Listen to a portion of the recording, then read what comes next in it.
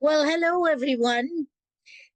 Today we have Dr. Mort Orman, who's going to be joining us on our podcast here of To Your New Joyous Life.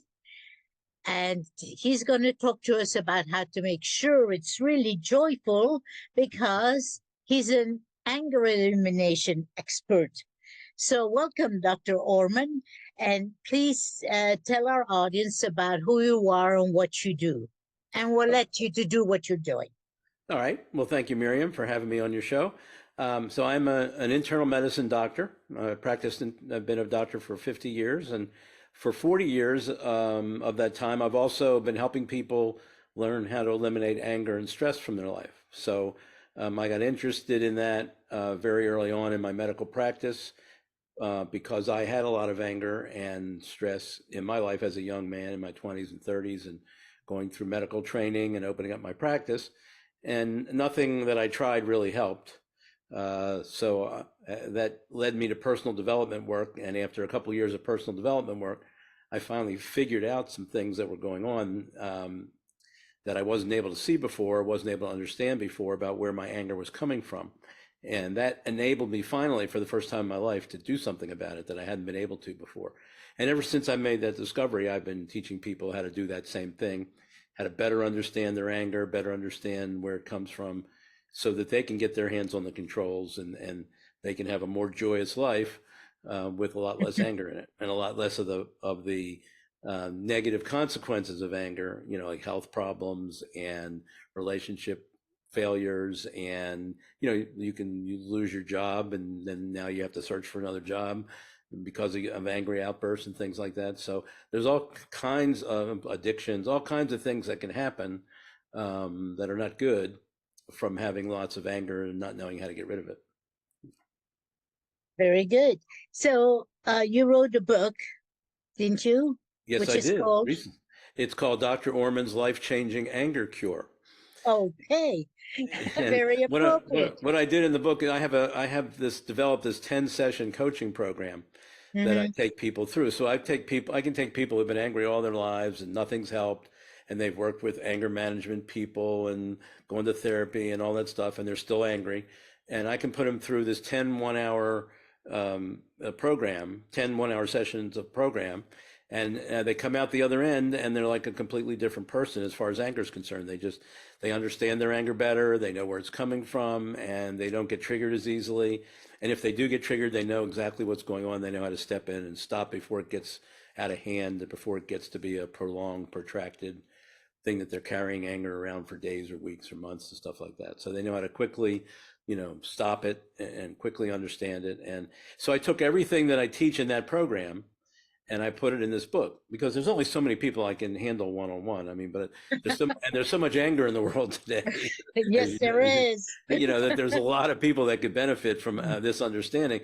So, and I can't possibly, work with them all. So the only thing I couldn't put in there from the program was working, one-on-one on individual anger issues. So if you told me, I got angry with my son today because, or I got angry at my boss because, I couldn't do a specific thing with you on that, but I can give you general principles that you can apply to any situation in your life and give you examples of how that works and all that kind of stuff. So really, literally, people can take that book now and they don't have to go through the program unless they want to get extra coaching, and they can literally have the whole blueprint and all the tools and all the insights and everything and take it and run with it and start getting rid of their anger and understanding their anger better. And that's my goal, is to empower as many people as possible to better, deal with their anger and to make up for the lack of really good anger education, in our society today.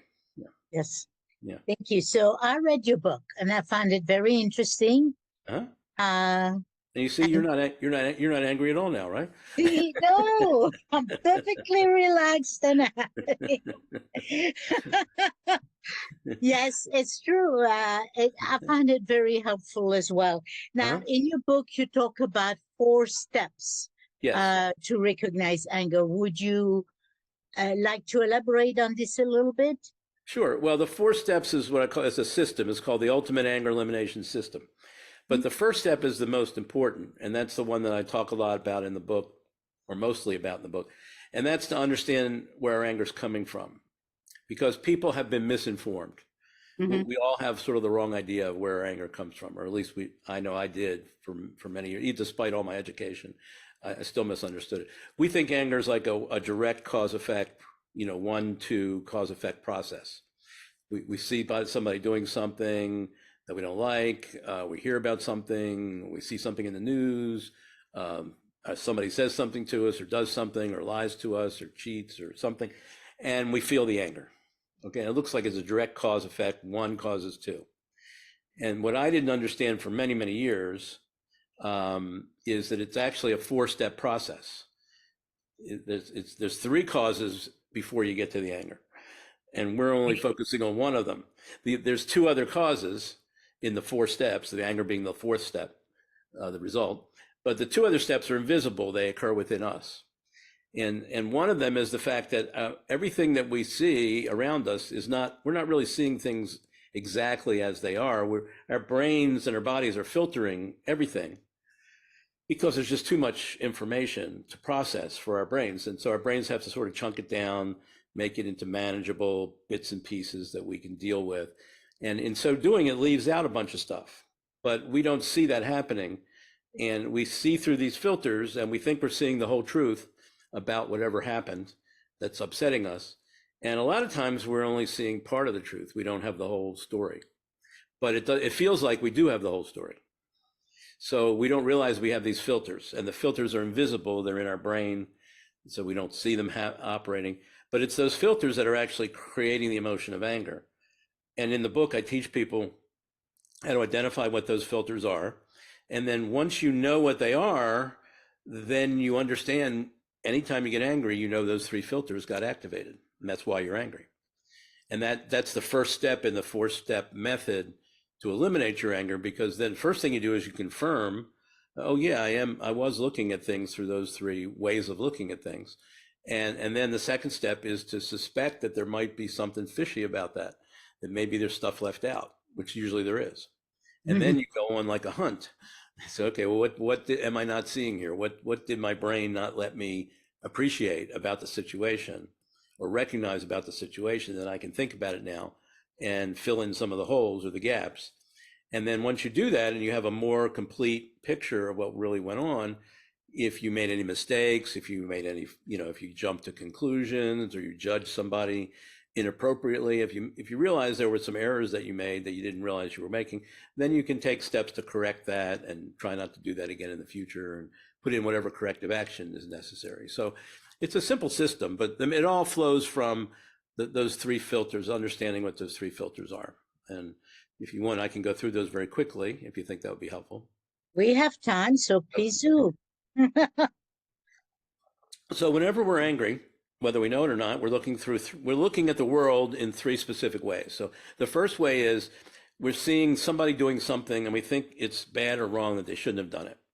It's a bad, wrong thing. So we never get angry if we think somebody's doing something well or terrific or wonderful.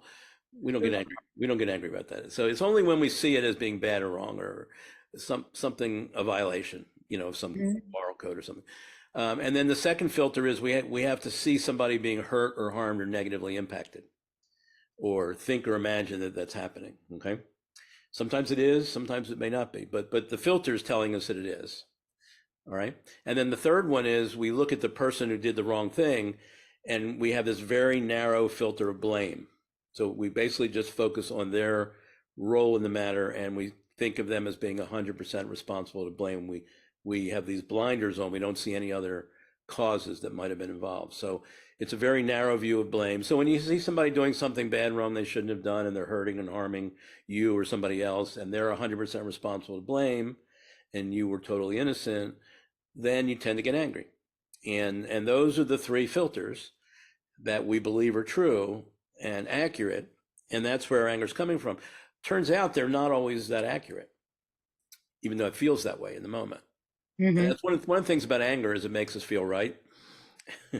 It makes us feel righteous. So we really think that the filters, what we're seeing through the filters is truth. And a lot of times it's filtered truth. So some of it may be true, but some big things may have been left out that we didn't see.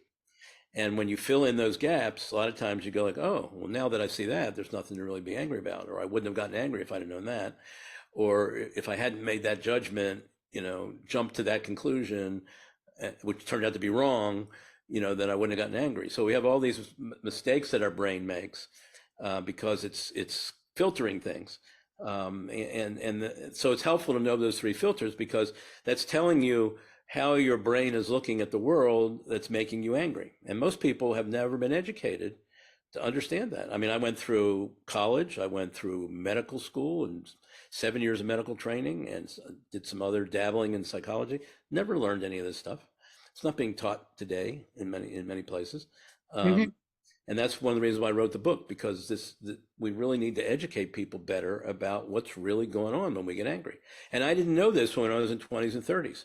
And I was getting angry all the time, and I couldn't do anything about it because I didn't understand what the heck was going on, But once I went through that personal development phase and learned a bunch of stuff and saw this mechanism, now it was a whole different story. Now, every time I got angry, I knew exactly what's going on, and I can put my hands on those controls, and I can I can turn the anger down or turn it off just by questioning those three filters that I now know what they are. Okay. And I've been teaching people this for 40 years. It works great. It works all the time. I've been using it myself and teaching people. It's very powerful, and it's a crime that it's not being taught, in high school and college, where we think we're preparing people for life, but we're not helping them understand, how to deal with their emotions, how to be successful in relationships, and all kinds of other stuff like that. That's true. Do you think so? What you're telling us actually is that we have to be willing to work on ourselves. Absolutely, because that's where our anger is coming from. It's coming. We think it's coming from the behavior of other people and the events in the world. That's only one piece of it. That's the trigger. But the anger is actually covering from what that triggers inside of us, and that's where we have a big blind spot. We haven't been educated to understand that process, and to understand what's in that blind spot, which are the three filters that we just talked about today. And if people should write those down on an index card or a Post-it. Somebody did something bad, wrong, they shouldn't have done. Somebody was hurt or harmed or negatively impacted, and the offending person was totally responsible to blame. Put those three things down where you can continue to remember them, because every time you get angry, that's where your anger is coming from. Okay. And it also doesn't help when people do not communicate with each other, right? Because then we think one thing and their intention is completely different. Well, the problem is our communication comes from thinking that what we're seeing through those filters is 100% true. So we're not open to any other way of looking at it. We're not open to questioning whether we're right or not. We assume we are right. And then when you assume you go into a conversation and you're right and the other person's wrong, you can't really have a good conversation that way unless the other person's willing to let you have your way, Right. But they're going to do the same thing. They're going to stand up for their perspective through their filters, which are going to be different than yours probably, and it's going to be a clash of filters really that we don't really understand what's happening. Right. Yeah. So we have to learn to communicate, especially within the family and friends. So, right. Well, this has been great. We're almost out of time. Is there a book you'd like to recommend, Dr. Orman? Yeah, there's a book that will fix this problem for most people. Again, it's Dr. Orman's Life-Changing Anger Cure. You can go on Amazon and just put in Life-Changing Anger Cure, and you'll find it right away. And it's literally a life-changing book. It will not only will it help you deal with anger, but once you understand and practice with the emotion of anger, the same process works for other emotions as well, other negative emotions like anxiety and guilt and frustration and sadness. They all come from different filters, but it's usually 3 or 4 simple filters like we just talked about. And a lot of times they aren't true, but when we think they're true, then we get the emotion. So a lot of times we think when we get anxious, we think certain things are true about things that are going to happen, and they're they never happen. So they really weren't true. But when we think they're true, they're going to happen, then we get anxious, as if Right. they did happen, but they haven't, and oftentimes they don't. Now sometimes they do, but a lot of times it's a false alarm. Got it. Yeah. So what we'll do is put a link to your book, as well as how people can get in touch with you under this podcast. Okay. Excuse me, under this podcast. So people can get in touch with you and certainly buy the book. I think it's very worthwhile. Do you have any final words of advice? Yeah, I think just don't get caught up in the big myth that's all running around that if you have anger issues that you can't do it, you're kind of stuck with them. You're going to have to live with them for the rest of your life. It's part of your personality. It's just who you are. It's not true. I work with a lot of people who've been angry all their lives, and when I teach them how to better understand their anger, they're quickly able to do something about it. Many of them are shocked that it was so easy to undo all of that stuff that's been going on for years and years and years. But so there's no truth to that rumor that once an angry person, always an angry person. Yeah, I used to be very angry when I was in my 20s and 30s, and I have had very little anger the last several decades of my life. And it's absolutely possible for anybody to have that level of joy in their life and success in their life in dealing with anger if they just have the right blueprint, which is what I'm trying to give people in this book. It's wonderful because I believe you told me once that once you got rid of the anger, you were able to find your life partner. Yes. Your wife? Yes. In fact, we're about to celebrate our 40th wedding anniversary. We just made plans today for a vacation we're going to take in a month when we celebrate our 40th wedding anniversary. And trust me, that would never have happened. Never have happened had I not figured this stuff out 40 years ago. Because every one of my relationships prior to that crashed and burned. A lot of it had to do with me not knowing how to deal with anger. And having a lot of anger in the relationships, and which is very common. But again, my wife and I have had very little anger in our relationship over the last 40 years, and that's possible also. It's a false belief that, when you're in a relationship, you need to be fighting with each other. You don't have to. If you don't understand anger, that'll happen. But if you understand it well, particularly if both people understand it well, then you can have a very nice relationship with very little anger and fighting. That's wonderful. Yeah. And that's so congratulations on your wedding anniversary. Thank you. And this is definitely another aspect of your joyous life because, as you know, I work a lot with careers. Yes. But it's not just one thing, right? It's many things around you. Yes. So thank you so much for joining us today here at the New Joyous Life. And thank you for your time and enjoy your trip wherever you're going to be going. All right. It's my pleasure. It's fun to chat with you today. I'm glad to, share this information with your audience. Thank Hope it's you. helpful to them. All right. Thank you very much. Okay. Thank you.